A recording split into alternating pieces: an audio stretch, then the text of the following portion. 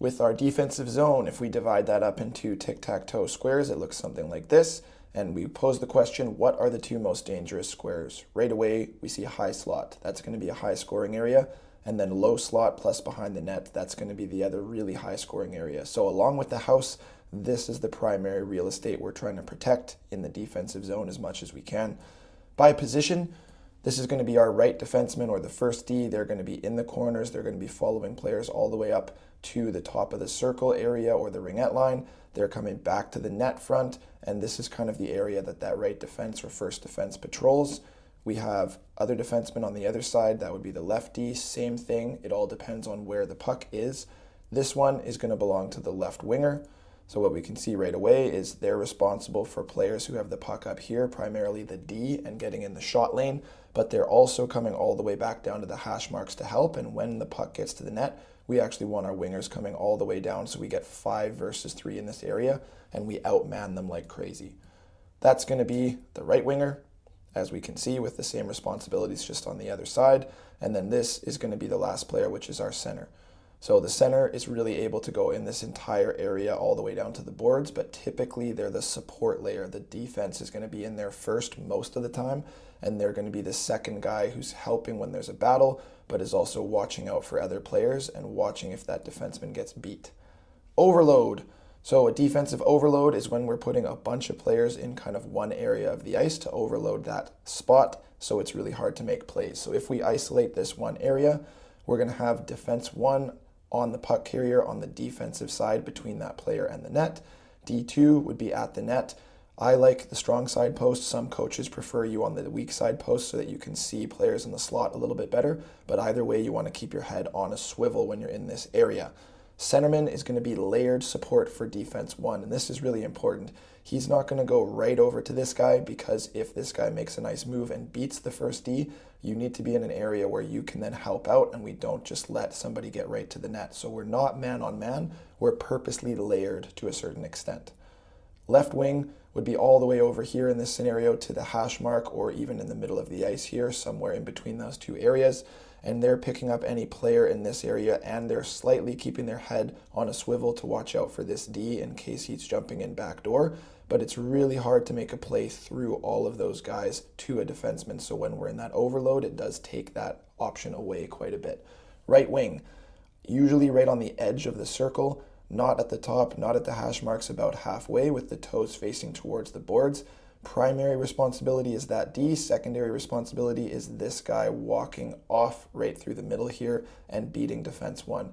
We don't attack to the wall. We protect the inside of the ice so that we don't get away from that shot lane, which you'll see a little bit later. Now, if the forwards flip into this formation, so now the puck is with the low guy and there's a higher guy up here, it looks a little bit different on D. First guy is pressuring the puck carrier between him and the net. Centerman is now layered back a little bit further, and what we can see here is he doesn't want to stand too close to this forward again for the same reason I talked about in the previous part. But if this pass is made, this guy's not a high danger and a big threat to score, so we're going to let that pass be made a little bit easier than letting a player beat a defenseman and come through here and now have a 2-on-1 at the net. So this guy is watching out for this forward over here, but he's also watching the puck, jumping in if there's a second quick, if he needs a second quick on any battle, and then also making sure that he's a layer for if this forward beats that defenseman, he can now step into that area and help.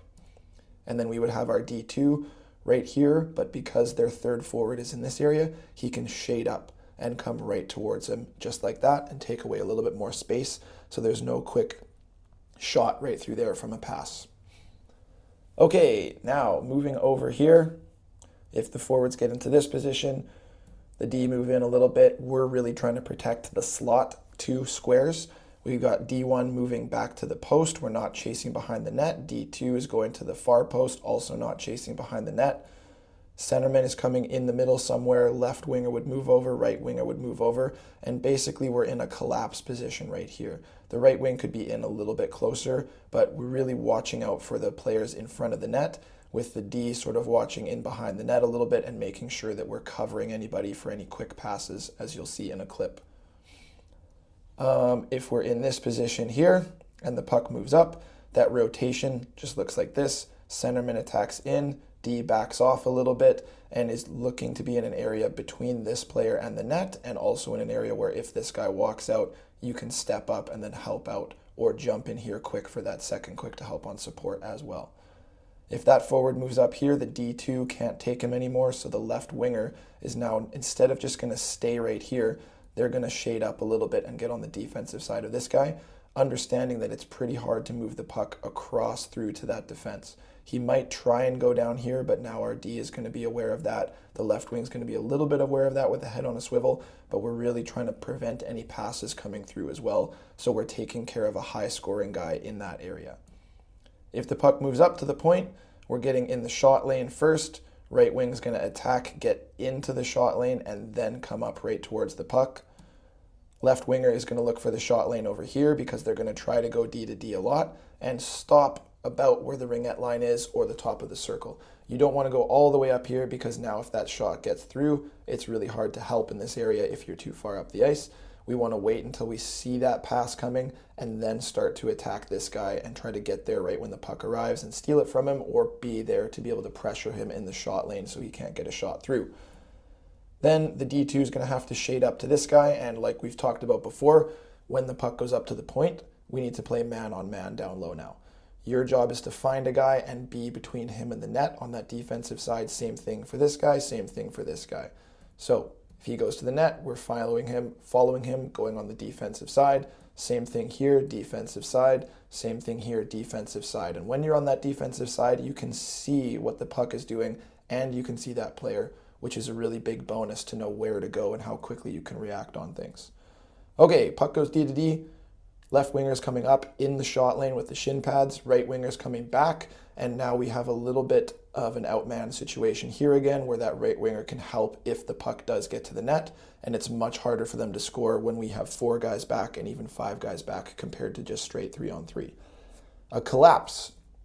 So if that puck gets through, which we obviously don't want, now it's the job of everybody to find a guy collapse. The left winger's coming back, the right winger's coming back. We're really boxing out and staying right with the players on the other team, taking their sticks off the ice with a nice pitchfork and making sure that we get this puck out of that danger area into the corners, or the goalie freezes it, but we don't let them get those rebounds and whack away at it. Why are we doing an overload? And this is really important here. Number 1, it forces turnovers and allows us to get a second quick in there. So when we have those 5 guys in this area, like I said before, it's much harder for the other team to make good offensive plays now. So when that D gets a stick on the puck and there's a battle, the puck maybe comes free a little bit, we want immediately that centerman to react and jump in as the second quick. Whichever team gets their second guy into a battle quicker almost always comes out with that puck. And then we're into a breakout. Right winger's getting into support, maybe that forward chases him, and we're starting a breakout here with the center moving, the left wing moving, the right wing moving, and D ideally coming up the ice a little bit too.